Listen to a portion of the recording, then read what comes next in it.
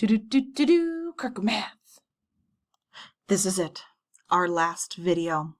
We are finishing our study guide with questions 50 through 55 for semester 2 for Algebra 1.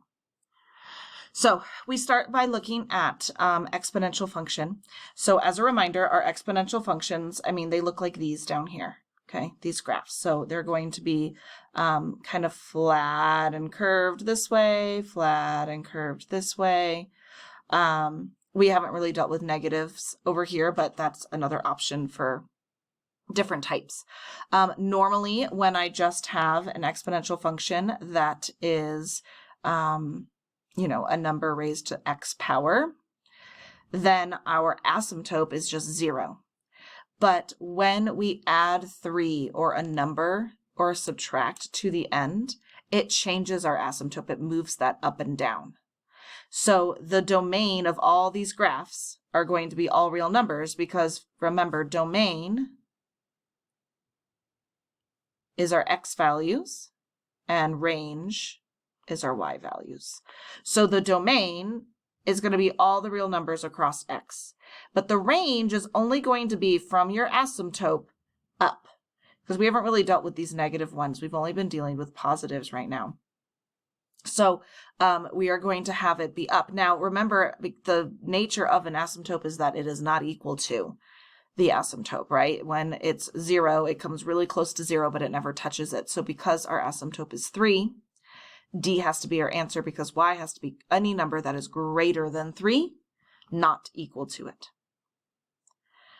Then on 51, we're dealing with the same idea, but we're looking at graphs. So the same thing, I'm going to look at this guy right here, plus 2. That's going to tell me which graph this is.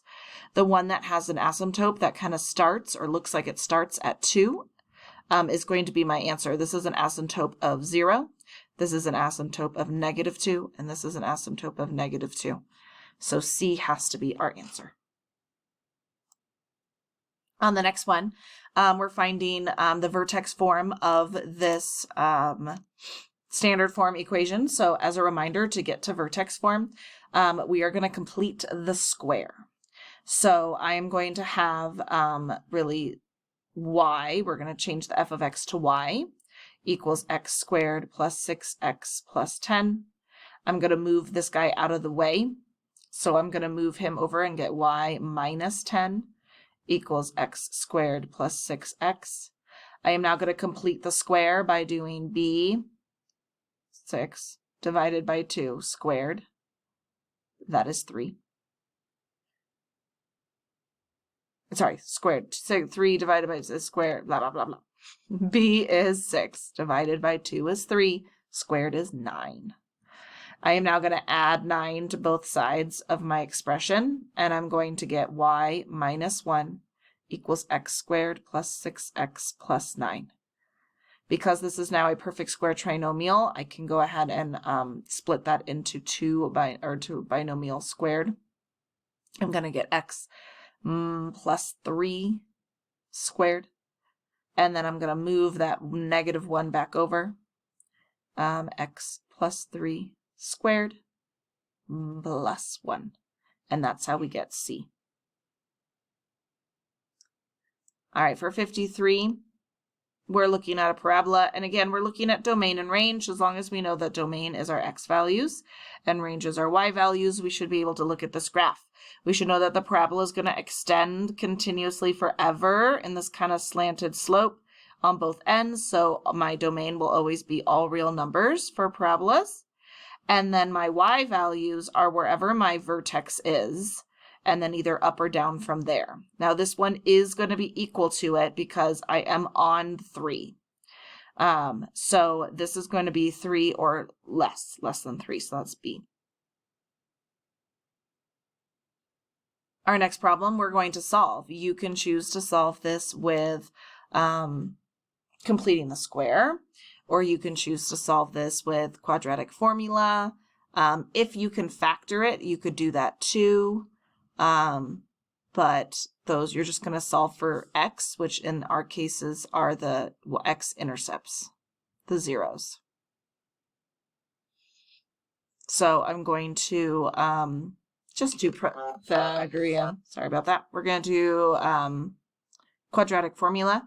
So I'm going to do negative b plus or minus square root b squared minus 4ac. There we go. All over 2a. And then I'm going to solve. So you're going to end up getting negative 10 plus or minus 100 minus 4 times 12 is 48 divided by 2. This will become negative 10 plus or minus 100 take away 48. My brain's not working. It's after school. 52. It's going to have 52 in here. Divided by 2. So because I can't divide my radical right now, I can't divide this square root, I'm going to factor out what I can, and I'm going to write it with no squares, perfect squares inside. So I'm going to just kind of do that to the side over here, I guess. 52 can be split into 2 times 21. No, 26. 26 can be split into 2 and 13. So I'm going to kick out the 2's and have 3 inside my radical. So it's going to be negative 10 plus or minus 2 times the square root of 13 divided by 2. Now I can actually divide. I can divide negative 10 by 2, and that will get me negative 5. And I'm going to divide 2 by 2, cancels out, and that's going to get me just the square root of 13. So that's how we get b. And then our last one, we're trying to identify which of these equations represent exponential growth. Well, I can't have exponential growth with numbers that are less than 1. So anything that's greater than 1 is going to show me growth. Okay. It's kind of like what happens when you multiply by a whole number by a fraction. If I had 10 times 1/2, I'm going to get 5. It makes it smaller. So if it's less than 1, you're going to get, as I multiply repetitively, I'm going to get smaller and smaller.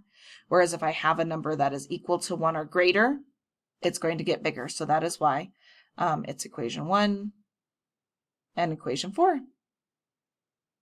All right. Enjoy and good luck on your final, and good luck next year in high school. It has been a pleasure being your teacher, and come back and see me.